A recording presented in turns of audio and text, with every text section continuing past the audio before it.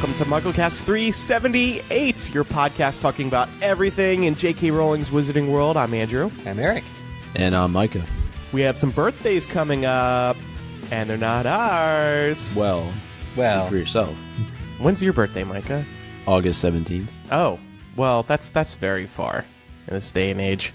I'm trying to say happy birthday to Harry Potter and J.K. Rowling on July 31st. Aw, that's like 2 days from now. That's super soon. Mm-hmm. What do you guys think was Harry's worst birthday? Probably the one that happens inside the chapter called The Worst Birthday in book 2. But then again, that was fairly early on in the Harry Potter series, and I tend to think that he probably had it worse in book 5. Yeah. We did a list on Hypable a while ago. I thought we could talk about it, ranking Harry Potter's birthdays from worst to better. Yeah. I like that she used the word better because none of them were actually great. But yeah, she had Chamber of Secrets as the worst birthday. I mean, the guy's just trying to enjoy his day, and then there's Dobby getting in the way, stealing all the birthday cards. That must have hurt him so much. Mm-hmm. Yeah. I tend to agree with Eric. I do think Order of the Phoenix is probably right up there, just given everything that happens prior to in Goblet of Fire. He's still dealing with Voldemort coming back with Cedric Diggory's death. He's completely isolated from those that he wants to hear from, and then Dumbledore ends up being a huge douche to him throughout the course of the book. So So he didn't know what that word meant at that tender no, age. probably not. Although he's getting there. he's 5 years in. Best birthday, Sorcerer's Stone? Because Gotta be. You're a wizard, Harry. Oh, yeah. Definitely. Yeah, I think that makes the most sense. I agree with this. This is a great article, actually. It's well written, well thought out, and the artwork chosen is good for it. It's very easy to read. I think it's the Pottermore stuff. Yeah, but the Sorcerer's Stone one, definitely. I had actually forgotten that in Deathly Hallows. So in Half-Blood Prince is probably also a contender because he has his first birthday party. He does it at the Burrow. It's exciting. But the one in book 7, George has just lost his ear and Mad-Eye Moody has just died. So he has a party. He's like actually surrounded by all of his friends for once. But there's kind of this lingering, looming feeling of what he must do. So yeah, probably 11. Don't we just... You guys have any like big like birthday parties when you were very young that you still think about or remember? Actually, yeah. There was one at McDonald's. Yeah, like in the when I was really young, and for some reason I still remember the designated play area. Why? Oh, I'm wondering because like remember what it was like to be 11? Like if we're saying that Harry's 11th birthday was his best, like don't we all kind of wish we could be 11 again? Yeah, I think when you're younger, you have the best birthday parties. Now I just don't want to have birthday parties. I don't like the attention. Yeah, believe it or not. Yeah. Well, I think you would enjoy maybe just going out with friends, drinks, dinner, that sort of thing. It changes as you get older, that's for sure. But the first birthday, the 11th birthday, to me has to be the best, just because you think about the fact that he didn't get any attention on his birthday prior to this. You know, this is the first meaningful birthday that he's ever had, and Hagrid's there, and so I any party that has Hagrid, that's a party. Yeah. You know what was crazy, Micah? I was hanging out with people the other day, and they're adults our age, and they said they're rereading the books with the illustrated editions, and they're reading them together. They're a couple. I was like, oh, that's cute. And they said they read the books out loud, and their Hagrid voice is Southern. I was like, that's crazy, because I know somebody who does Southern Hagrid voice as well. Now, are they from the South? No, they live here in Chicago. Were they inspired by listening to my Southern Hagrid, or have they? No, I didn't bring it up to them before. No, they don't listen to the podcast. Well, for listeners who are lost right now, there is a very Southern twanged swamp dwelling Rubius Hagrid that you can be found over on our Patreon. I was like, wow, that must be a thing.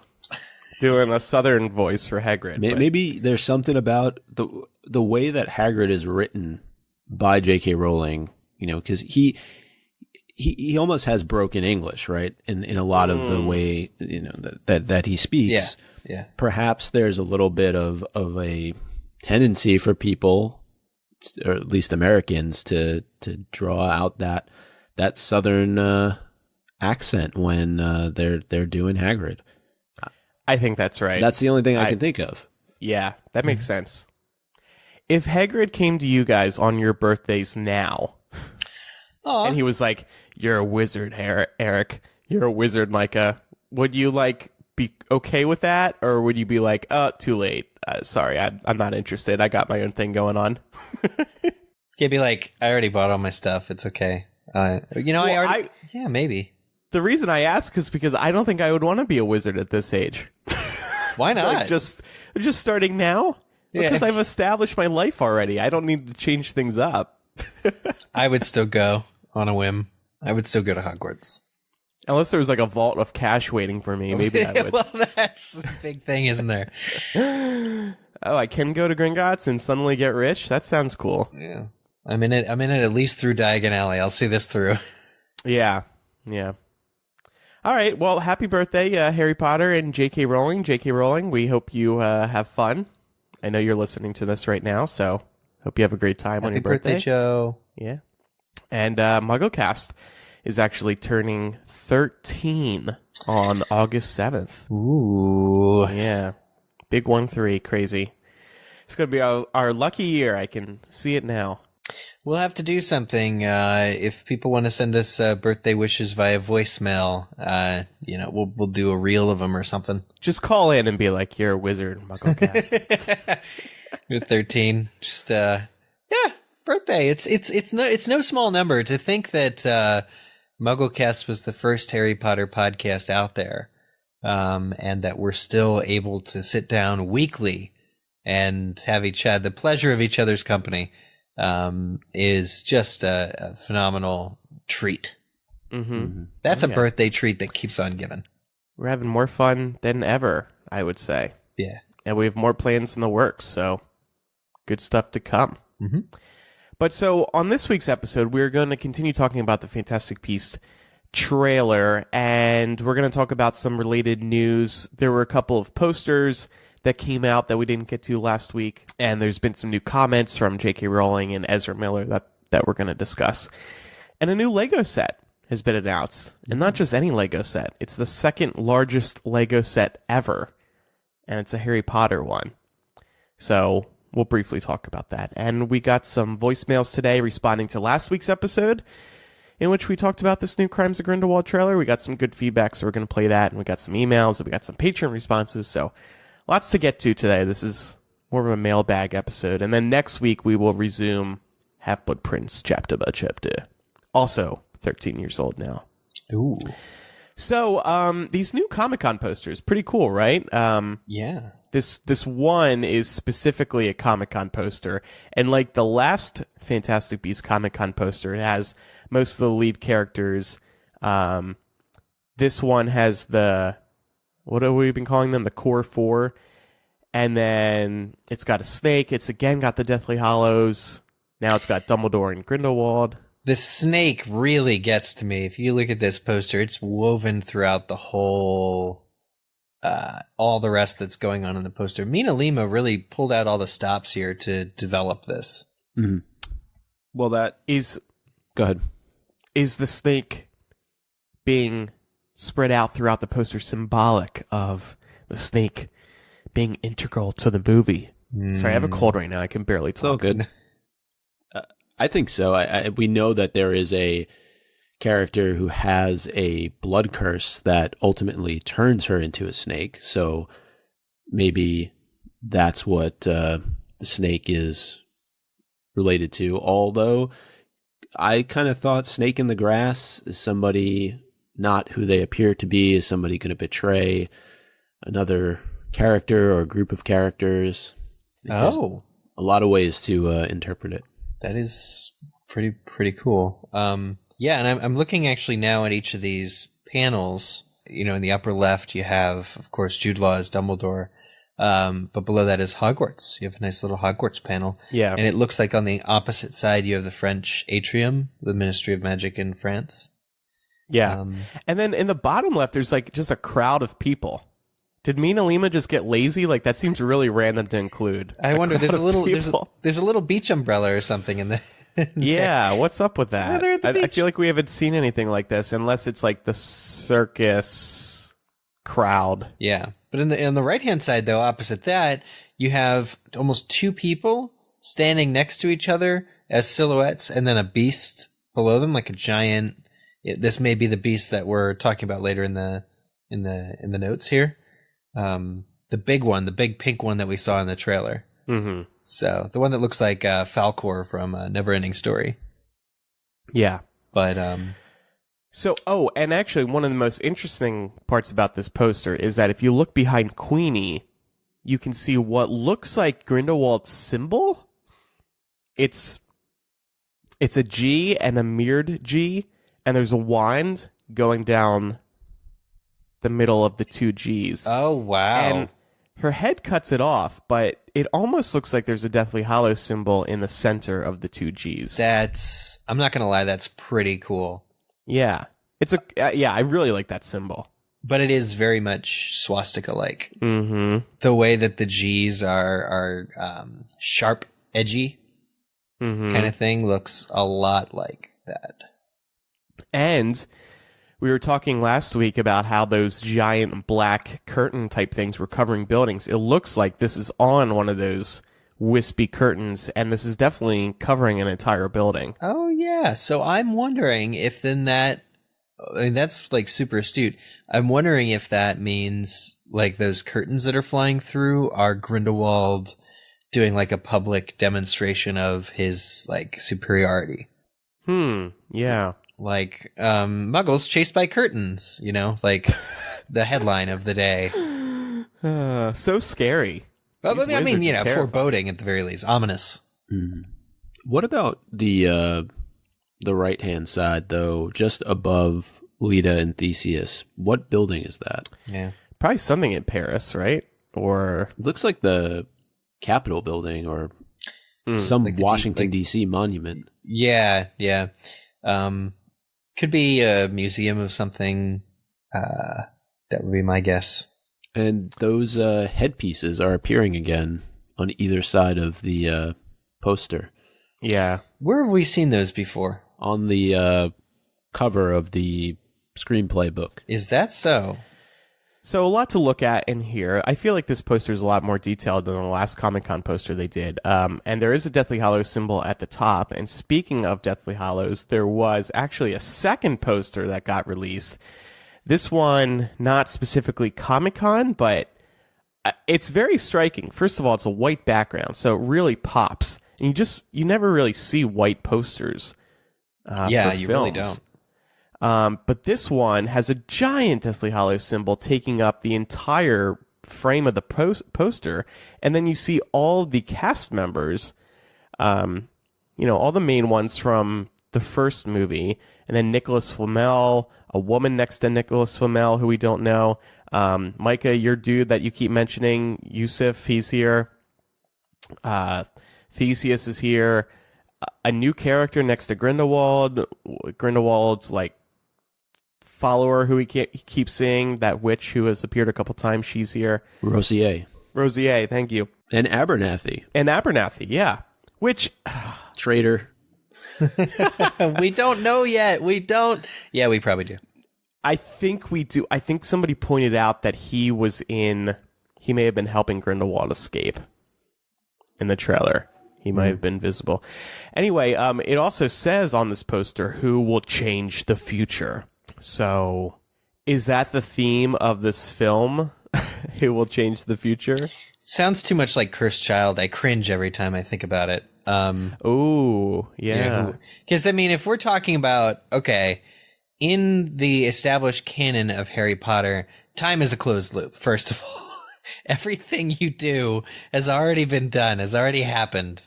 Your perception of it may change, but it's impossible to change the future in J.K. Rowling's books.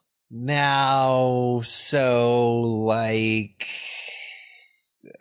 what does this mean? It just means who will rise to prominence, who will change their future, who will affect the events that must happen, but everything that occurs in these movies should have, as by the time we get to the 1990s and the books, already occurred. I think a lot of the appeal for me in going back in time and seeing this is learning what happened, not having an opportunity where they're creating some kind of pocket universe like J.J. Abrams does Star Trek, where it exists in the past but is also brand new and could change the future. I'm also wondering, is this Who Will Change the Future relate to the Deathly Hallows? Because the tagline's really big and the Deathly Hallows are really big. The symbol's really big. So I'm wondering if these are somehow connected. It's certainly just so artsy. I'm blown away. Could there be a debate over, putting together the Deathly Hallows in this storyline? Clearly they are going to be used somehow. And were we talking about this, or was I talking about this with somebody else? The Deathly Hallows are getting a lot of attention. This symbol has really become a part of Harry Potter. Yeah, we were talking about it, but also I think that, again, it's just going to be, I hope that it's Grindelwald's symbol, that it has maybe the special significance that we know, meaning the Death Stick, the Resurrection Stone, the Invisibility Cloak, only to Dumbledore and Grindelwald, and that nobody else knows anything about him other than that it's Grindelwald's symbol. What do you make of this, Micah? Yeah, because once you get to Potter, there doesn't seem to be a whole lot of people who take stock in the Deathly Hallows. So it would be hard for me to believe that either Grindelwald or Dumbledore were able to bring them together. I mean, it's definitely Dumbledore, right? I mean, there is one point in time where he has all three, and he could easily walk off into the sunset and do whatever he wants. I don't think that's at the same time, though, is it? No. But I'm saying for all the Hallows to come together, you would think if Grindelwald was able to achieve this, that it would have been bigger news, and people in the age of Harry Potter would know about it. And not to say that they don't know the tale, but it seems just that. It seems like it is a fairy tale. It is not widely accepted that these three items are in existence and that they are able to be used. But with Dumbledore, there is a point in time where he possesses all three of these items, and if he was truly still that obsessed with, then he could have... Yeah. There is one other thing I wanted to bring up about that poster, though. Go ahead. On the left-hand side, Eric, that's your guy, right? Grimson? Yes, the far left is Grimson. So are we to believe, then, that he is going to be one of Grindelwald's henchmen? It seems like it. I mean, he's got an angry face on him, and he's also over on the Grindelwald side. He's described as a bounty hunter, which is kind of cool, too. I think if I had to guess, I'd say Grimson is this dude who Grindelwald sort of preoccupied with escaping prison and doing all the things that Grindelwald needs to do to get back in charge of things, sends Grimson, the bounty hunter, to get Credence. He's still interested in Credence. He's still interested in, coveting his power. He covets his power. But he's going to send Grimson after Credence just to find him and try and arrange a meeting. Mm-hmm. So that would be my guess. And who is the woman next to Nicolas Flamel? I've heard speculation that that's his wife. Okay. Which, we just don't know. I mean, based on how they're positioned, it seems like they are together in some fashion. I mean, they're associated with one another at the least. Mm-hmm. So, but yeah, she doesn't appear in the trailer or anything. She could maybe be his caretaker, because he is very old, and as we saw in the film, in the trailer, he can barely handle a handshake. He's immortal. He's immortal. Eric, I was thinking about this again. Yeah, you were complaining about him being weak at 600 years old. Yeah. What will ever make you happy? Come on, man. Let it go. He's hundreds of years old. Doesn't matter that he's immortal. I like the idea that the human body has limits, but I dislike it's just the line in the trailer where he's like, I'm an alchemist and therefore immortal. You know what percentage of alchemists actually succeeded in creating a philosopher's stone? 1. You know how many people out there study alchemy? Hundreds of thousands. It doesn't mean you're immortal just because you're a philosopher and an alchemist. And then also, for him to be 600 years old and weak and brittle, nobody would want that. Who would choose that? But he's so old. I mean, why is it a problem? It's just because I don't want to have to watch. It was hard enough watching John Hurt as Ollivander in Deathly Hallows Part 2, at his older age. Or it's hard enough watching Sir Richard Harris just be old on screen. Yeah, I don't know. Maybe I'm ageist, but all right. I honestly, it's just uncomfortable to watch people like in pain on screen. All right. Well, you care. That's very. I guess moving, but yeah, maybe. All right. Let's talk about some news now. So there is this new beast that we spoke about in last week's episode. This Chinese creature. We're learning more about it. It's this one that really big one that we said looked like it had some chains on it. This interview came out, I think, over in China or Japan. Yeah. This is from J.K. Rowling. It's a quick thing. She seems fascinated by this beast. Chinese mythology, there's a Chinese bestiary that is utterly fascinating. The ZouWu is terrifying if you're a normal human being, and Newt Scamander like a big kitten. This is how it's described in Chinese mythology. Gigantic, elephant-sized cat, 5-coloured. It really does take a Newt Scamander to contain and look after that beast. So that's all she says about it. We don't know how it gets out or how else it's involved in the story, but just based on what she said there, she seems very fascinated by this creature. Mm. Like she didn't create it or anything. Right. It came out of Chinese mythology. It is apparently a sort of a friendly, kind of benevolent. I was reading about it a little bit, and it doesn't hurt people in mythology. It might be it's a bit like Falkor, actually, the luck dragon from Neverending Story, to bring that back, but apparently I'm guessing in this case, if it's been caged like as part of the circus, it would be dangerous. And what J.K. Rowling said about it needing to be Newt who can tame this, I think that's probably spot on. All right. So it's not the Oni. That'll be a different beast that we see at the circus. Yeah, I was interested in the Oni. Now looking back at that poster or that the screenplay book cover. Yeah. All right, and then Ezra Miller, there was a little interview with him that came out. He kind of dances around the topic of what is going on with his character. He obviously can't spoil it, but I found this interesting because we are very curious to see what Credence does next. He said there's liberation and there's the confidence that comes with losing the restraints that Credence had in the first film. But then there's also, I think, a massive sense of uncertainty and isolation that comes with casting off everything that's made up who you are for the first part of your life. Yep. And so I think he's also very confused and is really seeking his identity because everything he was taught, everything that he was raised with was a lie that hurt him and held him back. That's an interesting part of the quote that you just read, where he says that everything that he was raised with was a lie. So that leads me to believe that, going back to the first trailer, that we're definitely going to he may learn more about who he is and the family from which he comes from. What do you mean? He's a Lestrange. Yeah. Oh, okay. Yeah. Yeah. Questions. Me, thirsty for gay characters, is like, that he's gay? That he's gay? Questions of origin and who you are and that kind of thing. Once the bombshell of his lineage is revealed, I think he'll have everything he needs to know about where he comes from. Mm-hmm. Okay.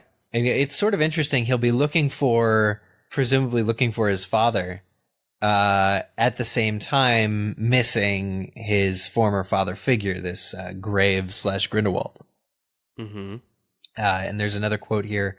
from him about that. He says, I think the relationship between Credence and Graves is a complex one in which they both need and want things from each other, and Credence is really, really ultimately being exploited.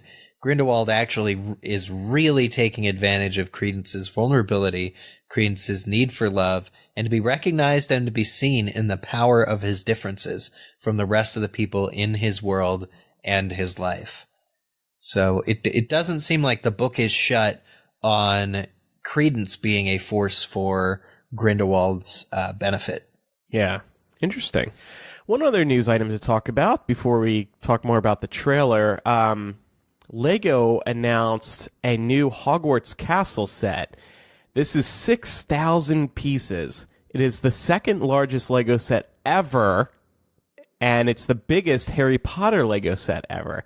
It looks really impressive. I mean, this is gorgeous looking. I haven't built Legos in well over a decade, but I kinda am interested in this one because obviously you've got the outside of the castle to build, but they also have a bunch of different rooms within. You have Umbridge's office, you have the Chamber of Secrets, you have the Great Hall, you have what looks like a vault within Hogwarts. Oh, I guess that's the room of requirement. Oh, yeah.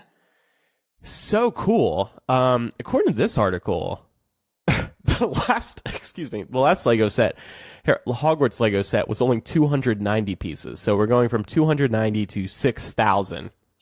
This one's going to cost $400. I kind of want to build this. I think it'd be fun. Andrew, if you get a review copy, and we'll invite Micah over, we should all just build it in Chicago. There you go. Are we going to say something, Micah? The last set, it says it's actually 1,290 pieces, not 290. The one is kind of... Oh, I see. Pushed. It's still much bigger than the last one, but... Right. Yeah, the way that it's written, looks a little off. Yeah, there's a weird space. It's interesting that the scaling is different. So you have all these... all the minifigures actually take up only one size, like one piece versus, their standard... Oh, yeah. What's up with that? Fits the system. I saw this documentary, The Toys That Make Us. It's a Netflix series, I guess. And they do an episode on Lego, and it talks about how the Harry Potter and Star Wars licensing literally at one point saved the company. And it's just endlessly fascinating. I would highly recommend it. But they talk about different sets that were released that don't fit the system. And it just looks like the minifigures of the characters are just the ones, like, if you put your existing Harry, Ron, Hagrid minifigures next to Hogwarts Castle, they'll be taller than. Even at 6,000 pieces, they don't make it big enough where regular minifigures can fit. But I kind of like the way that it looks from the photo, and I just love the little boats. Yeah, I think another thing that impresses me with this is there really is so much detail in here. Like I'm looking at another website now. There's the Hogwarts Founders, the boats, like you said, Hagrid's Hut. They have the Whomping Willow. Whoa. Yeah, and then like they have this stairway, the moving staircases going up the tallest tower. It looks like. Can you put that link in the doc? Yeah. Let's see that. It's from the official Lego website. But it looks like this comes out in September. I just wanted to mention it because this is a record-breaking set for both Harry Potter Legos and Lego on a whole. So they should add it to the studio tour right next to the the real-life scaled version of Hogwarts that they used. Actually, it's funny you mentioned that because I think when they announced it, they have a picture of it with that to scale one in the studio tour. Oh, really? Nice. Yeah. Oh my gosh. I gotta say, this Lego website, the official, like, you can zoom all the way in on these photos. Yeah. It is insane. The level of detail on the rock face on the side of Hogwarts Castle, like, unbelievable, guys. Just unbelievable. Yeah, it's pretty cool. Yeah. All right, before we get to some feedback about the Crimes of Grindelwald trailer, it is time to hear from one of our sponsors. This week's episode of MuggleCast is brought to you by Blue Apron. They deliver farm-fresh ingredients and step-by-step recipes to your door. Blue Apron's mission is to make incredible home cooking accessible to everybody. including people like me who never would have cooked otherwise. I love this because we all know the importance of eating good quality food, but it's daunting to create a good home-cooked meal. Gathering the ingredients, following the instructions correctly, making sure you create some fantastic food for friends or family. The pressure's on, but Blue Apron makes it possible. They make it easy to get cooking original, delicious meals. I've been using Blue Apron for over a year now, and it's always exciting to pick your meals and get your boxes. Their website is super easy to use to pick your meals. You can pick between meals for 2 or 4 people, and you can switch back and forth. That's a new feature, which is pretty cool. And when the food arrives, you receive exactly what you need, presented in this beautiful package. You open up the box, you see all this gorgeous, colorful, fresh food. And then you get cooking. Right now, they're celebrating summer with seasonally inspired recipes. For example, they've got cheeseburgers with spicy slaw and seared chicken and tangy barbecue sauce. Plus, they'll do fun partnerships. Like right now, they've got special meals going on that they created with the TV shows Bob's Burgers and MasterChef. But speaking of summer meals, I recently had the Monterey Jack cheeseburgers topped with poblano and tomato salsa. This is stuff you make. And cheesy pesto chicken calzones with tomato sauce and marinated zucchini. They were so good. I'm still dreaming of those calzones. The bread was so good. And these types of meals with unique toppings and ingredients I would never do without Blue Apron. They open your world up to delicious new opportunities. I want you to try it. We're going to get you free food. I think you're going to be hooked. Check out this week's menu. Get your first 3 meals free at blueapron.com/MuggleCast. That's blueapron.com/MuggleCast to get your first 3 meals free. This is free food we're talking about here. Blue Apron is a better way to cook. We asked we didn't really ask a question. We just kind of said, hey, we're going to be talking about the Crimes of Grindelwald trailer. What is it that you have that are your lingering thoughts from seeing it, or any questions that you might have? There wasn't anything specific. We just kind of threw it all out there, and so we got a lot of good comments and a lot of good questions from our patrons. First up is Michael Latour. He said, in regards to Dumbledore seeing Grindelwald in the Mirror of Erised, I feel that the reason he sees him as current and not the younger version he fell in love with is because maybe what he desires most is for Grindelwald to be captured. Or maybe Grindelwald just has the best socks. Yeah. Or maybe what he desires most is to have the chance to talk to Grindelwald again. Yeah. Yeah, like a hope for reconciliation. Yeah. Yeah. There are a lot of good discussion threads that are going on with several of these comments from other patrons. Rochelle K says, what could Nicolas Flamel have to do with this story? Are we going to learn about other achievements he's earned in alchemy? Yeah, this was a surprising casting when we first heard about it. I feel like it somehow relates to the Deathly Hallows. I can't help but think that you're correct, and I don't know how I feel about that, but it's pretty interesting, right? That this guy sort of blast from the past, as it were. I think on one hand, J.K. Rowling was like, okay, I want to go to Paris. Oh, Nicolas Flamel is French. But he clearly has some kind of a strategic role to play in... I mean, if he was involved in the First War, if Flamel was either one of Dumbledore's agents or Dumbledore's allies, or, kind of like... that would be kind of a big revelation, right? Because it would be like meeting the Order of the Phoenix before Harry ever learns that they were members of the Order of the Phoenix. Right. Even though the Order of the Phoenix was established strictly to take down Voldemort, the idea of like a precursor allies of Dumbledore being called together to fight the war, it's amazing because we hear that Dumbledore and Flamel were pen pals, basically. But to think that he has something to do with the war is pretty special. True. And you got to remember that in the trailer we see him with Newt and Jacob. It almost seems like it'll just be like kind of like a comic relief sort of scene. Yeah. Working with Nicolas Flamel in some way. Maybe they're going to him to get immortality for Jacob because he's a muggle.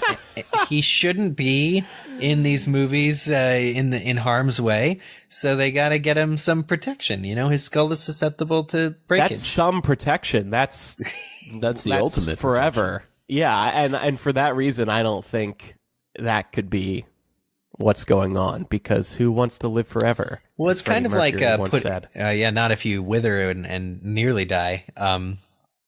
I will say just a little protection, like in Zelda Breath of the Wild, you have this power that'll resurrect you, but it has to recharge. Maybe he will just if God forbid Jacob is killed, he will be resurrected, but only once. He just gets one chance. Mm-hmm. It's kind of like putting time turners in a story, and you're like, oh, but that's a huge plot hole, because now in future installments, everyone can just use a time turner when something doesn't go right.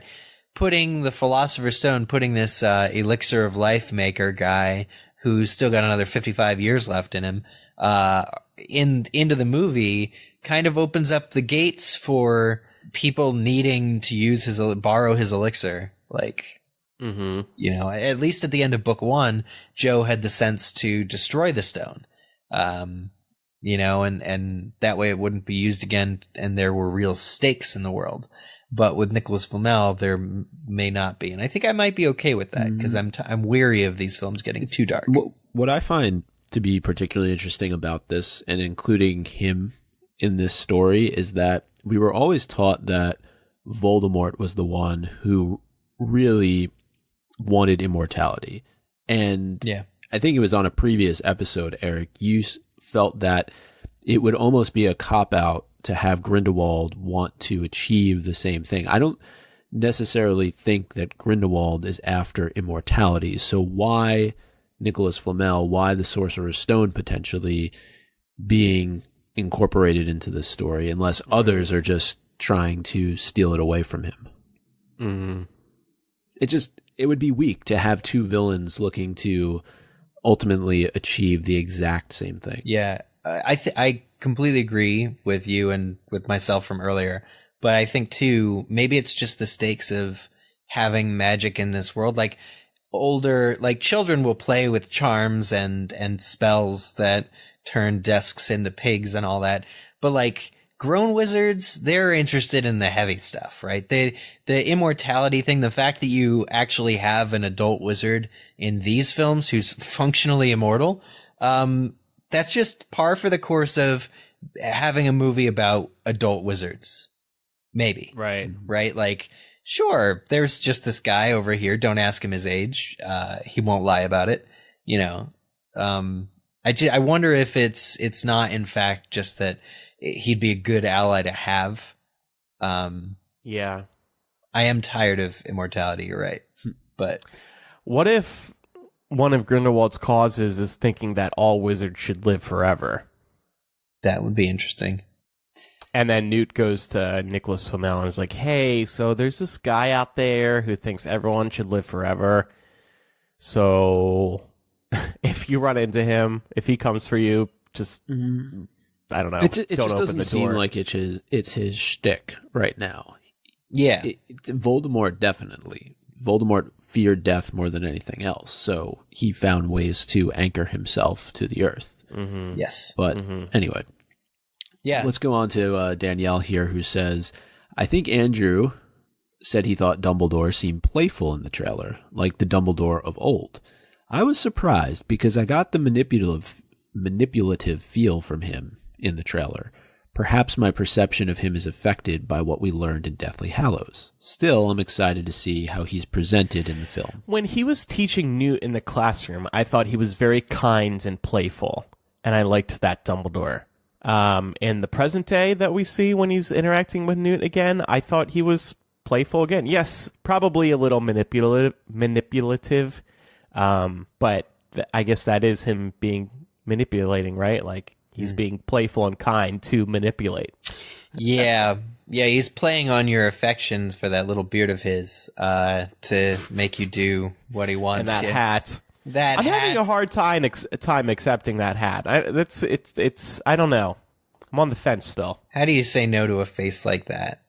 A face right. like Jude's. Yeah, super manipulative. The whole line from the trailer, if I were you, I'd probably refuse as well. He knows Newt's not going to refuse. That's not even a question, but he has to appear as though he's... What's the word? Like, it's up to you. Yeah. It's totally up to you. You don't have to. Yeah.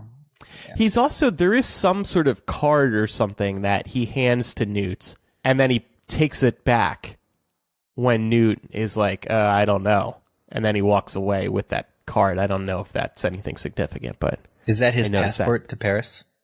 Yeah. Free baguettes. Buy one, get one. I have a frequent patron discount. Mm-hmm. Yeah. Wow, he's so manipulative. I'll tell you what, Newt. You go to Paris for me, I'll hook you up with some baguettes. Yo, the food's good there. Here's a gift card. Well, speaking of Paris, Lauren says, I still want to know how Jacob finds himself with Newt for movie 2. Seems a bit reckless on Newt's part to bring him along. He is a muggle after all. Not sure how he fits into the story apart from the comic relief love interest for Queenie.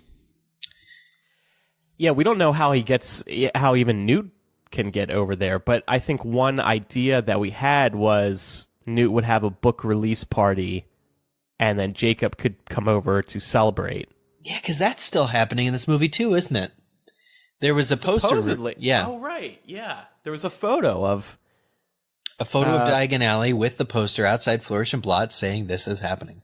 Yeah. So I think that makes a lot of sense. I had a harrowing thought when you just read that comment, and I was like, oh, what if... Because I'm like, doesn't he have a bakery to run? But what if his bakery is destroyed by followers of Grindelwald? Like, oh, that'd be so sad. Right? And then Newt says, hey, come to Paris. I know some good baguettes over there. It's safer here. Yeah. I don't know. Laverius, I'm still wondering how Credence factors into the larger story. So we went from Jacob to Credence. Will he be reunited with his true family, or will Grindelwald manage to capture him? I do hope in the next couple of movies he gets to become an actual wizard, but should he go to Hogwarts since he's a Lestrange, or Ilvermorny since he was raised in America? I was surprised to see Abernathy, of all people, back in this movie.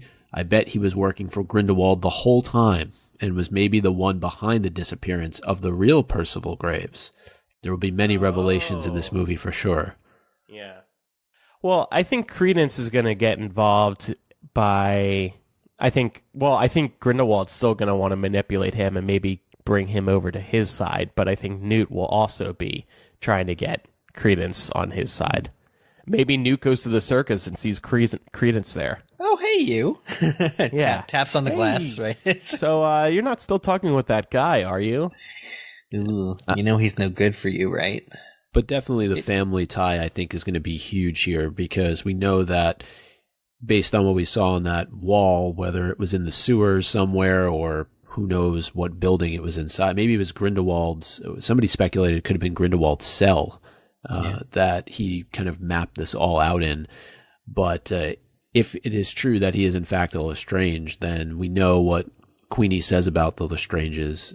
In the first movie, we know from our experience with other Lestranges and Potter that they tend to be a little bit more on the dark side of things. So could that be tempting to Credence? Could Grindelwald use that to his advantage? I think definitely. Yeah. Credence would probably go to Hogwarts over Ilvermorny because of his lineage, but I would say that I don't know if we really don't know yet if he can even cast a spell. The fact that he's an Obscurus comes from his suppressing his magical ability, and it almost like inverted to create the Obscurus. So I don't know if he could just brandish a wand and actually shout some spells anymore, because his magic, or like the source of his magic, is so twisted and has become this beast. Like he can instantly morph into a city crushing Obscurus, but I don't know that he could wave a wand ever. Kind of an interesting idea. Yet. Yeah.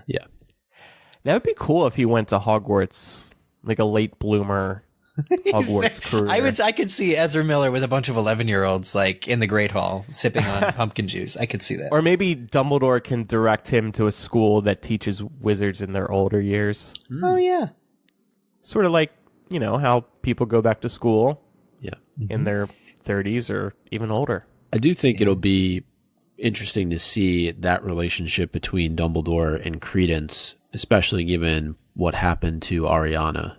And will he take Credence under his wing and try and almost make good for what he couldn't do for his sister? Yep. Amazing. Totally. couple more here. Jessica Hardy says, we brought up the fact that at least one battle scene seems to be taking place inside a cemetery, and she says that is the famous Highgate Cemetery in London, where most notably Karl Marx, amongst many famous others, are buried. I wonder what they are doing there. That's the crypt section. Searching for something? The stone? Ooh. I Googled the Highgate Cemetery, and it's definitely has a lot of character to it. A lot of statues and other even animals that are carved out in different sculptures. So it's a very iconic. It's a good cemetery, right? Yeah, it's a good cemetery for theater. Maybe they're going to dig up Karl Marx. They're going to bring back communism and start the Red Scare in America. Wizards did it. It's interesting you say that, because I think it leads into Justin's comment here, and we're going to have to think on this one because I think he did a really good job putting this together. He said, I think the two biggest themes of the trailer were the populist movement that Grindelwald is spreading and the timid response from Dumbledore. You can compare this to the U.S., most powerful wizard / most powerful country, and its response to what was happening at the time. So he's comparing this to the U.S.'s initial lack of response with World War II. I also think of J.K. Rowling being against Brexit and the nationalist movements going on in the U.S. and Europe. These events were happening around the time that Fantastic Beasts went from being 3 films to 5. We also have Heyman saying that Grindelwald is a scarier villain than Voldemort because he is more persuasive. Is it possible that the wizarding world falls prey to these populistic ideas, and movies 3, 4, and 5 are all fought from the trenches, similar to Deathly Hallows Part 1? Could we have Dumbledore attempting diplomacy until a Pearl Harbor level event, I know that wasn't the Germans, forces him to get directly involved in movie 5? We already have Grindelwald and Dumbledore prominent in the films. I don't see how you make 5 of them without our heroes being pushed into the mud and having to dig themselves out. Oh, that's really interesting, yeah. Because we have a voicemail coming up about, there's so much going on. And I still wonder, what the hell is going on in 5 movies? But yeah, maybe things do get so bad that they are going to have to dig themselves out of a hole. And I do like this idea of how Dumbledore is going to have to get involved. All right, I've been trying to have other people do my work. I see I need to get involved in this now. Yeah. I mean, I like the idea that we speculated that there's an unbreakable vow which prevents Dumbledore from interfering until it's too late, until it's basically he absolutely needs to and risks his own life to do it. Mm-hmm. But yeah, I don't know what's going to happen in movie 3, movie 4. I certainly hope that movie 2 kind of gives us more of a blueprint than the first film did as far as where all 5 of them are going. Yeah. But no idea. I'm kind of still waiting for there to be that one detraction, whether it's movie 3 or movie 4, where's the book 6 in this movie series where it's light, it's fluffy, you're still learning things, but people are shacking up, fun, right. Fun stuff. Loyalties will be tested. Sure. That's all great. But where's my, slug where's club Ron being dumb dinner? Yeah. Cormac McLagan kind of style. Where's that movie? That's what Nicolas Flamel's here for. And, Jacob, I'm telling you, Nicolas Flamel, he's going to be some lighthearted stuff. Yeah. He's going to offer some lighthearted stuff. I'm so old. An old man, he can't. Come on, you gotta go easy on him in these movies. There's a man out there who wants to do what? Oh no! What's Mr. Dumbledore doing? Their podcast, you say? What is that podcast? Yeah, we're 13. Don't touch my hand. I'm old. Haha, old jokes. Oh man. You have a bakery, Mr. Jacob? Give me some bread. Just kidding. I don't eat. I'm 600. All right. Let's listen to some voicemails now. Hey, MuggleCast. This is Leah calling from Virginia. I've been a long-time listener, and I just listened to your Fantastic Beasts trailer podcast and just have a couple thoughts. So first of all, the big thing that I was hoping you guys would talk about, and you didn't, was the Mirror of Erised. And I know you talked about him seeing Grindelwald in the mirror, but I was really shocked that it was Grindelwald and not Ariana.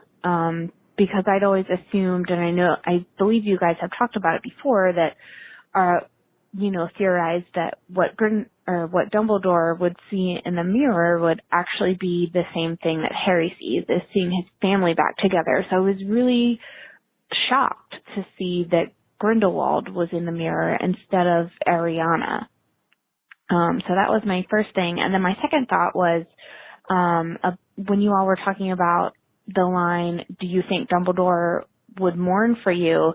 It just really reminded me of the whole pig for slaughter discussion. And I see a lot of parallels there between Harry and Newt being instruments of Dumbledore in sort of his quest against Dark Wizard. So I was just wondering what you guys thought about that. Thanks for the show. Love to hear your guys' thoughts. Bye. Grindelwald has had a couple of great lines so far in that last movie in the first movie when he says, "Will we die just a little?" It was kind of like an invitation to the battle ahead. And then in this one, I think again, he's saying something very simple, but there's a lot of depth to it. Do you think Dumbledore would mourn for you? And I absolutely think, I agree with Leah. He is referring to their failed relationship in the past. Yeah. Friendship. Or Ariana. That's, and maybe Newt is not aware of that just yet. And I think for trailer purposes too, it may not have been, I do think they want to build up subtly that relationship that exists between Dumbledore and Grindelwald, and certainly for fans of the series to see Dumbledore look into the mirror and see Grindelwald, it helps to make that connection. I don't know if putting Ariana in there right now would have achieved that. Yeah. I think we're definitely going to learn about what happened, and it's definitely going to come to light. But I think for the purposes of something as big as a trailer, it's almost like an aha moment when you see him looking into the mirror and see Grindelwald. Yeah, I would agree. You know what occurred to me? That when they finally do show Ariana, they're going to have to recast the actress from the one who played her portrait in Deathly Hallows Part 2, which is slightly sad. We're used to that, though. I mean, they recast Grindelwald. Recast Dumbledore. Yeah. I know. It's a weird thing to hold on to, but I was like, I was interested in knowing more about that character, and it's just, I don't know, that actress. I know it's just a portrait, but it seemed like, quiet little girl minding her own business. Will they go with a big name actress to sell us on it? Ooh, this big woman is joining the series. That's big news. Yeah. All right, so thanks for that voicemail. I thought that was a good one. Here is our next one. Hey guys, it's Matt from Canada. I have a relatively vague question about the whole, Crimes of Grindelwald meets Fantastic Beasts kind of question. After seeing the trailer, what do you guys think about the fact that we have 5 movies in total, and we're on the second one, and you see all this crazy action, and Grindelwald's doing this, and Dumbledore's doing that? Do you think that we might be getting to the end too quickly, and at any point we might kind of get stuck in the middle where we're just trying to fill movies? Because, I don't know, I personally feel that 5 movies is a lot to fill, and I hope it doesn't become a cash grab where 3, 4, it's kind of we could have just hopped right to 5. So, I don't know, just food for thought. We have many years of speculating, and so thanks so much for the show, guys. You're doing a great job, and have a great day. I think there are so many characters in this new movie that J.K. Rowling is padding her series with tons to dive into over the next few movies. And related to that, before we hear from you two, let me play this other voicemail, which is somewhat related. Hey, MuggleCast. This is Rebecca from North Carolina, and I just finished listening to your trailer episode, and I am super excited for the new movie. But I just have a question. Since this whole thing has started, it seems like there is so much this movie is going to cover. We have Grindelwald, We have Grindelwald and Dumbledore's backstory. We have Newt's backstory. We have Newt's love triangle. We have Jacob and Queenie. We have the circus. We have Credence. We have Nicolas Flamel. My question is, how is this all going to fit in the movie, and can they do it, right? That seems like a lot. So anyway, I'd love to hear your thoughts about how this is all going to come together and how all these strings are going to tie up. Thanks for everything you guys do. Bye. She answered the question that came previously. It was sort of a good pairing of. I love that there is speculation that these films will feel padded. At the same time that there are speculation that how will they fit all this that we know that they are going to have to do into just 5 movies. The answer is somewhere in the middle. I think that they could do a movie that's just about the Newt, Lita, and Newt's brother love triangle if they wanted to. Maybe we'll actually have characters break off and not be in a movie. Honestly, like that could be like maybe Newt is sidetracked in Italy, like randomly for movie 3 or movie 4, just as like a thing. And we learn a lot about, tangential stuff, which may not seem like it has anything to do. And then by movie 5, it does. I don't know. They could do a bunch of things, I think, with it. Micah, what side are you on? There's too much here. There's not enough for 5 movies. I think there'll be enough for 5 movies. What I was going to go off of what Eric said was just location. I think a lot of what these movies are about, even though they are about Dumbledore and Grindelwald, Newt, go on and on and on with all these other characters, they're about getting exposure to the wizarding world in places that we didn't get in the Harry Potter films, right? We're in America, now we're in France, and we'll see where we'll be going in the future based on that tweet that J.K. Rowling made. To me, that's what it's about. It's about seeing more of the wizarding world outside of Hogwarts and outside of England. I do worry a bit that J.K. Rowling is overwhelming this story with too much going on. Because that can be a real problem in movies, where there's too many characters, and then you're bumping around to try to squeeze in all these different storylines, and then it just becomes too much. Well, yeah. So I wouldn't be surprised by movie 3 or movie 4. We're like, thank God, we're refocusing here. Where the story has narrowed itself down again. Because I think of like the Avengers, where there's so many characters that you don't get to spend much time with any of them, and then you have a hard time connecting with these characters. Yeah, and heaven forbid you miss one of the 20 Avengers movies, like MCU movies. Yeah. Prior to it, you're like, like if you missed Ant-Man, there's a whole 15 or 20 minutes of Civil War that you just won't get, kind of. I mean, look at this poster we were talking about earlier. There's like, I'm going to count how many characters are on it right now, but like, there are a lot. I will say, I felt the same exact way about J.K. Rowling's choice to include Grindelwald in the Fantastic Beasts initially. Like, because I was perfectly happy with a potentially one-off film about just beasts, magical beasts, and the guy who catches them. But I think many people would find that was boring or not interesting. Andrew, yourself included, based on what you said last week. Like, if there wasn't this shoehorned, Grindelwald thing as part of the DNA, part of the main backbone of Fantastic Beasts, would you even want to watch Fantastic Beasts at all? I couldn't see 5 movies of what we saw in the first movie. Yeah. You said you're really into, Newt tracking down the beast, but I would not care about that for multiple movies. Yeah. But so you don't care about the Grindelwald stuff? No, I do care. Oh, okay. I like that it's getting darker. I like that there's a big story to tell here between Grindelwald and Dumbledore and Newt somehow, and Ariana and all that. Yeah. Interesting. I mean, I just don't like I wouldn't be able to deal with the beef of the first Fantastic Beasts movie. Like, the meat of that movie was Newt rounding up these beasts and saving the day after the breakout. Yeah. All right, here's our next voicemail. Hi, my name is Sarah, and I've been listening to MuggleCast since it first came out, thanks to my friend Sarah, who previously guest hosted this show.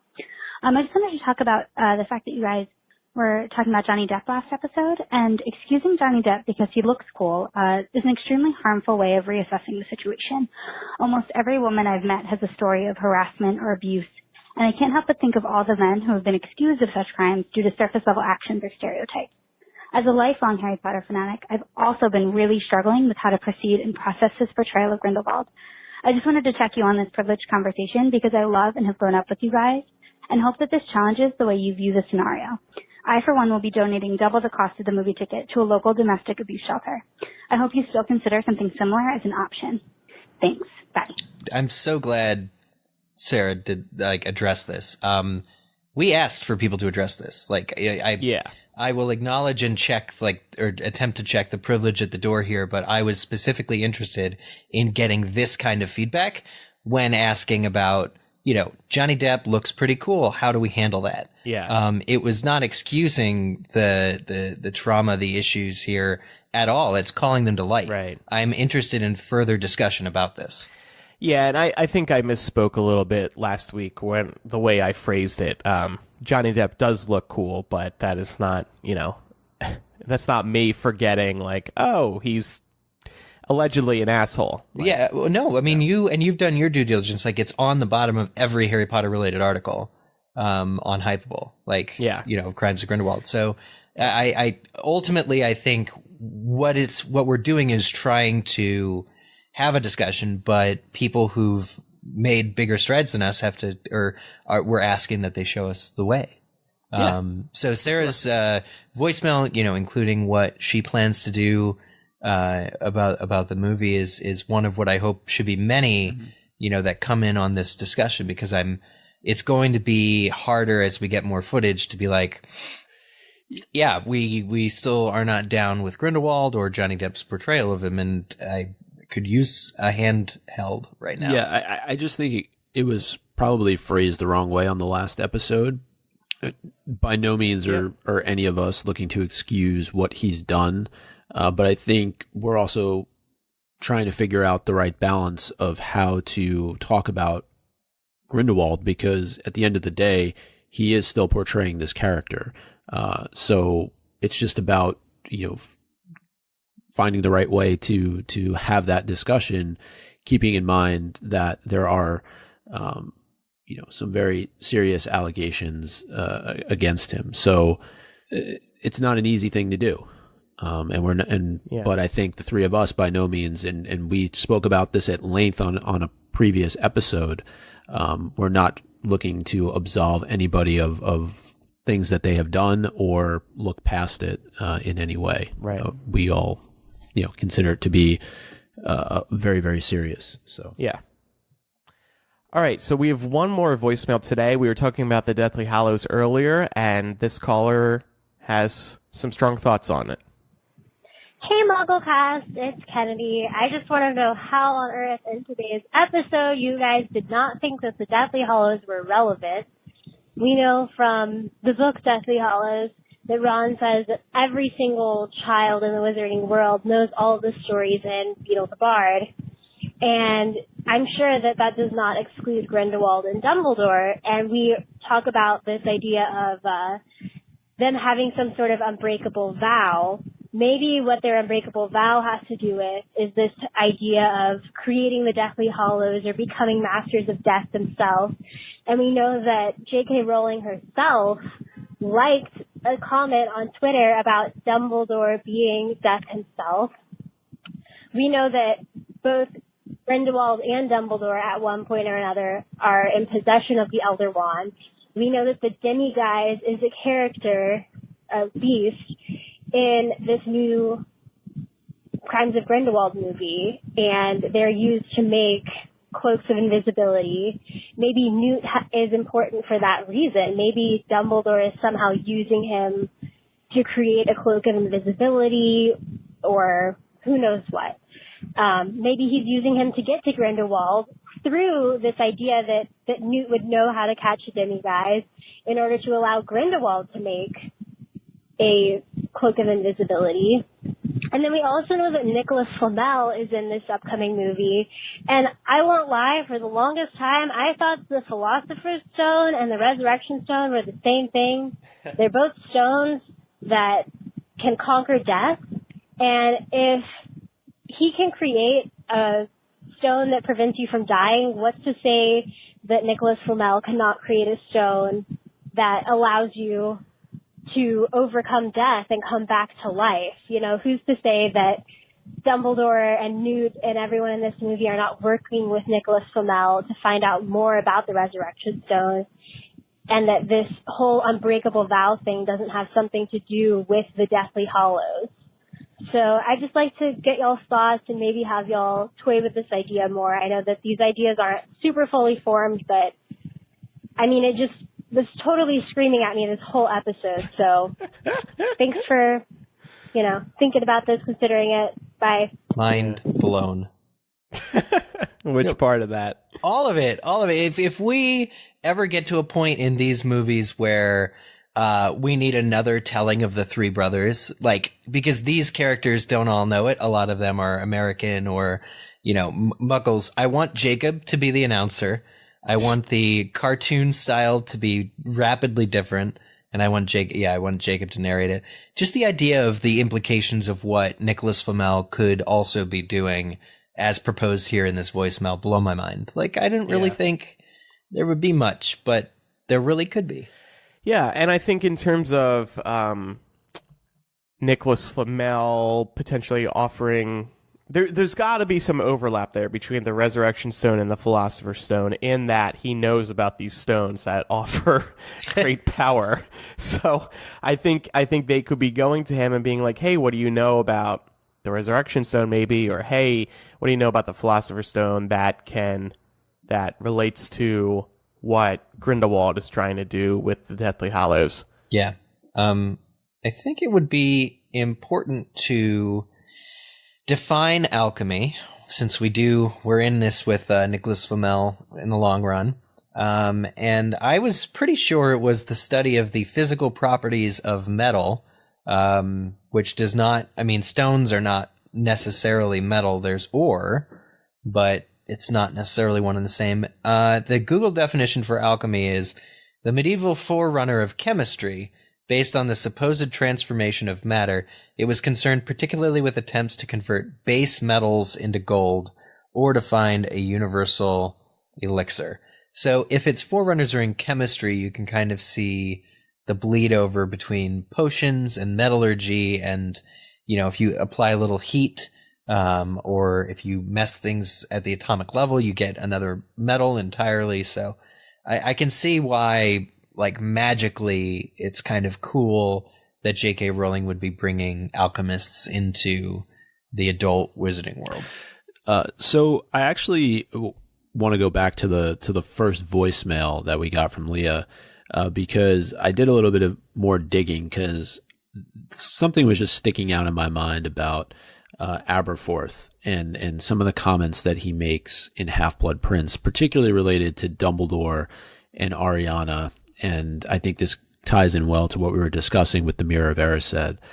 And I know we'll eventually get there in our chapter by chapter discussion, so it's actually pretty relevant to that as well. He said, "Funny thing, how many of the people my brother cared about very much ended up in a worse state than if he'd left them well alone." So I don't know what you guys think about that. There's also this quote: "My brother Albus wanted a lot of things, and people had a habit of getting hurt while he was carrying out his grand plans. You get away from this school, Potter, and out of the country if you can. Forget my brother and his clever schemes. He's gone where none of this can hurt him, and you don't owe him anything." Yeah. Yeah, well, I think this kind of relates to what Grindelwald was saying. Yeah, pretty scathing indictment of Albus's methods. Yeah, which is so fascinating coming from his own brother. I mean, that's rough. Mm-hmm. But if it is, you know, Grindelwald that is in his heart's desire and not his sister alive and well by his side, that is a little twisted, a little upsetting. Yeah. Mm-hmm. And then just this final one, because it does reference Grindelwald, it says, "Albus told me I had to finish my education and he'd take over from my mother. Bit of a come down for Mr. Brilliant. There's no prizes for looking after your half-mad sister, stopping her blowing up the house every other day. But he was all right for a few weeks, till Grindelwald came." So, Can Aberforth please be in this movie and just be throwing shade at Dumbledore in the entire movie? Oh, that Dumbledore. There he goes again. Manipulating somebody. They'd probably cast like Robert Downey Jr. as Aberforth or something. Oh my god. That'd be pretty cool, actually. Oh, all right. So we're going to wrap things up today with a chicken soup for the MuggleCast soul. We haven't done one of these in a while. Hi, my name is Andrea from San Diego, and I recently went blind. I've never really gotten into podcasts, but my boyfriend found yours, and I was hooked. I had 4 surgeries in a span of 7 weeks in hope of saving some sight, but it didn't work. So basically, I'm sending this to say thank you for keeping me company through the hardest time of my life. You all made me smile and made a terrible time of my life a bit more magical. As Albus Dumbledore once said, happiness can be found in the darkest of times if one only remembers to turn on a light. You guys were that light, so truly thank you from the bottom of my Hufflepuff heart. Thank you, Andrea. That's really sweet. Yeah. Thank you very much for writing in. Yeah. And hopefully we can continue to kind of, turn on a light. And also, luckily for you, there are so many podcasts out there that can keep you company. Oh, yeah. Yeah, absolutely. Yeah. One thing I wanted to mention that I meant to include in last week's episode, but I almost forgot in this week's episode. Lethal White, the next Cormoran Strike novel by some novelist named Robert Galbraith, is coming out September 18th. It finally got a release date and a cover and a synopsis, and it actually sounds really, really good. What's the synopsis? Well, when Billy, a troubled young man, comes to Private Eye Cormoran Strike's office to ask for his help investigating a crime he thinks he witnessed as a child, Strike is left deeply unsettled. While Billy is obviously mentally distressed and cannot remember many concrete details, there is something sincere about him and his story. But before Strike can question him further, Billy bolts from his office in a panic. Blah, blah, blah, blah, blah. During this labyrinth investigation, Strike's own life is far from straightforward. His newfound fame as a private eye means he can no longer operate behind the scenes as he once did. Plus, his relationship with his former assistant is more fraught than it has ever been. Robin is now invaluable to Strike in the business. It's described as the most epic Robert Galbraith novel yet. A gripping mystery, page-turning next installment in the ongoing series. I just began the 3rd book in the series, and I am really enjoying Strike and Robin's interactions and the books in general. 2 was a hard pill to swallow because it was very, very dark, but I'm guessing that there's further adventure and excitement in the next 2 books, so I'm pretty excited. Yeah. I think they get better and better. Yeah, in my opinion. So yeah, September, and if the page count on Amazon is to be believed, this is going to be the longest one yet. Just like how the 4th book in the Harry Potter series was J.K. Rowling's longest one. But hopefully she doesn't feel rushed. Yeah, I don't think so. I mean, she's definitely taken her time. It seemed, doesn't it? And this one, by the way, I looked at the page counts of the first 3 books. This one's longer by 100 to 150 pages. Wow. Compared to the other books. Yeah, and I think that might have to do with getting into more of Strike's private life with Robin. And Rokeby? Oh, I forget. His dad? Oh, okay. Maybe. I forget. It's been a while. I think we're due for a reread. Right? As soon as we finish Half-Blood Prince, we should go into the Strike books for sure. Yeah. Well, when this one comes out in the fall, we should definitely offer our thoughts on it. For sure. I'll definitely read it as soon as it comes out. Yeah. Anyway, so that's happening. And let's wrap up today's episode with some Quizzitch. Hooray! This is everyone's favorite open book exam, weekly open book quiz of the Harry Potter series. This is actually, we were talking about the trailer, so last week's question is trailer themed. And the question was, the actor who plays Grimson, Ingvar Eggert Sjurgårdsson, was born on a special date in world history. What is that date? What's the significance?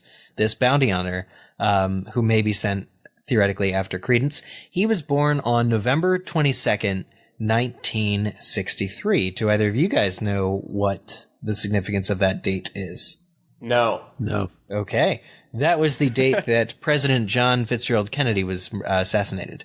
Of course. Down in Texas. So big thing.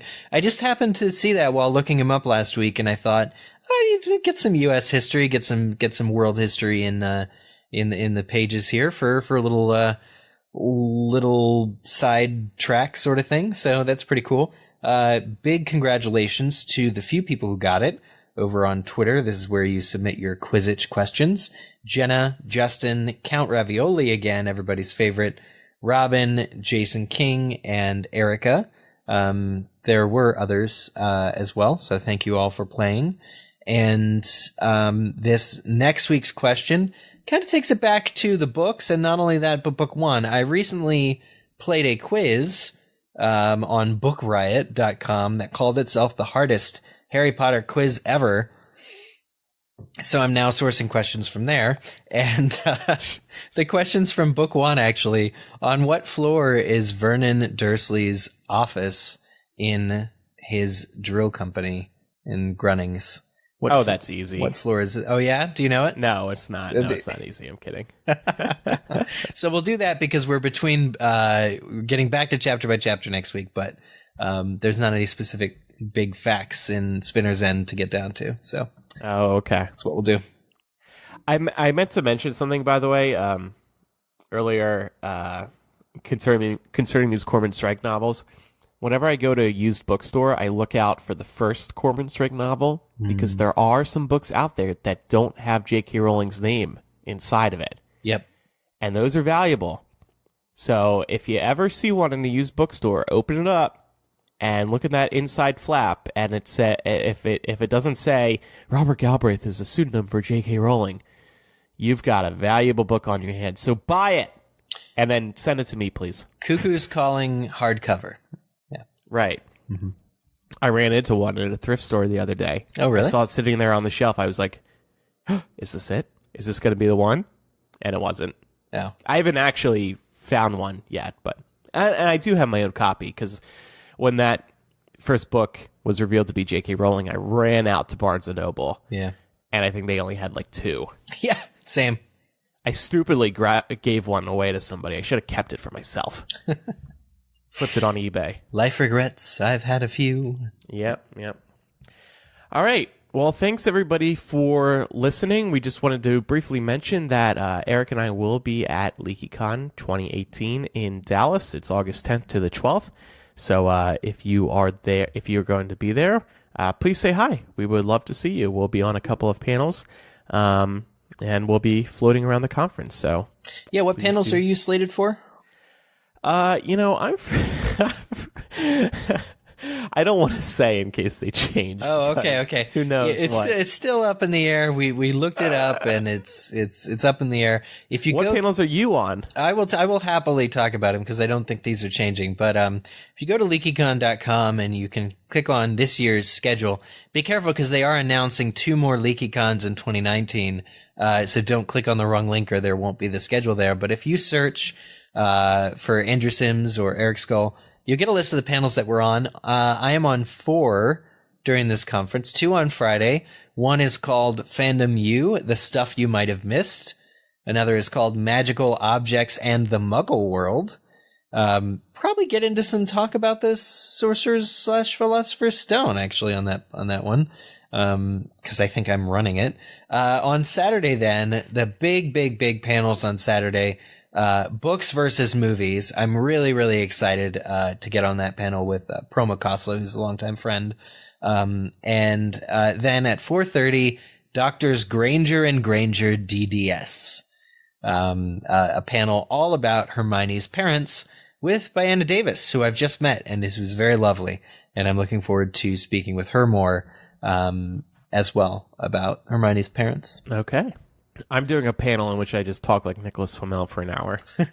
It's coming up alongside your Dumbledore impression. I don't know what makes it, and they're so distinctive too. They're not the same, but Thank you. I mean, I don't have any talent, so that's the one thing I can really get behind. Old man voices. Grindelwald. All right. Well, thanks everybody for listening. We really appreciate your support and your listenership over the years. Just a quick plug for something we haven't asked you for in a while. If you could leave a review on our iTunes page, we would really appreciate that. Or whatever podcast store you subscribe to us from. If you left us a quick review or a rating, we would really appreciate that. Just to get some fresh reviews in there. Want to let everybody know, especially you patrons, that the MuggleCast mugs are going out now. And people have been receiving them. We've seen pictures of them arriving and people having their morning coffee or tea from them. So that's been great. And Eric, because he is adamant about providing the best customer service possible, has created a form on the Patreon that you can fill out to let us know how your mug arrived, if it arrived in good condition. Because of the fragility That's a word. of the mug, of mugs. Some of them have broken, but don't worry, we are going to send you another one if yours does break. Not with the same delivery person, though. No, we're going with someone else. We're using an owl to get it to you. Them. Yeah, there have been a couple that have been cracked in transit, so definitely let us know, and there's a whole process and procedure, but the information that you need is all on Patreon, our lovely friends. And in the meantime, tweet at us and enjoy your mug. Enjoy your morning show. Yes. If you haven't subscribed, if you haven't pledged to our Patreon, we would love your support. We're going to be sending out a physical gift every year. Yep. We don't know what next year's will be, but it'll be good. We promise. It's included in your patron subscription. You also get ad-free MuggleCast. You get access to our show notes. You get access to our recording studio. You can listen live as we record every weekend. You can also participate in discussion segments. And we post bonus MuggleCast there. Lots of stuff at patreon.com/MuggleCast. Thanks, everybody, for your support. It is what keeps this show going weekly. We're rocking and rolling and loving it. Rocking and rolling. All right, and then final plug, MuggleCast.com. Everything you need in the history of ever is right there. A lot of people have asked, hey, the RSS feed only goes back so far. I know, I'm sorry. We would delete them because back in the day we didn't want the RSS feed getting too long. It would be a big file. It'd be hitting the server. Yeah, people's casters couldn't handle that. Yeah. Yeah, so you can get all the old episodes going back to the beginning of our 13-year history at the website. You can download them and then throw them into your iTunes or whatever app you use to sync with your mobile device. Good that you bring that up, though, Andrew, because it's funny. Earlier this week, I happened to give a listen to our 200th episode, particularly our interview with producer David Heyman. And it was just so interesting listening to him talk about so many things that have now come to fruition. Just, things like the theme park. He was asking Eric very excitedly, "Did you go? Have you seen it?" And just all these different things that, we've seen come to light over the course of the last few years. And so there is that interview over there. I encourage people to go give it a listen. We have a wall of fame with interviews with cast and crew, as I mentioned, David Heyman, David Yates, Oliver Phelps, Ivana Lynch, Warwick Davis. The list is good, I think, minus J.K. Rowling, of course. But hey, look, one day, right? And it's just great to kind of reflect back and see just how passionate all these people were and still are about the series. It would be great, I think, to talk to David Heyman again now, several years later, and with him working on Fantastic Beasts. So maybe we can make that happen. Maybe for episode 400. Yeah. Well, and then the most recent that we added to the Wall of Fame, I think, was Ivana Lynch when we had her on. Yeah, last year. she was great. A lot of fun. Yeah. Talked about Newt, her character's ancestor, in-law. But that's also an easy way for people to just take a look at some of the episodes that we've gotten the most feedback on that we think are worthy of giving another listen to.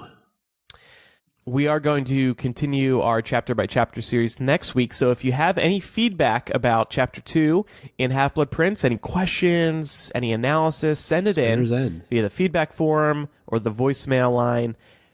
You can find that info at MuggleCast.com, and we'll try to include it on the episode. Yep. So, all right, let's wrap this up. It's time to get reading. Yeah.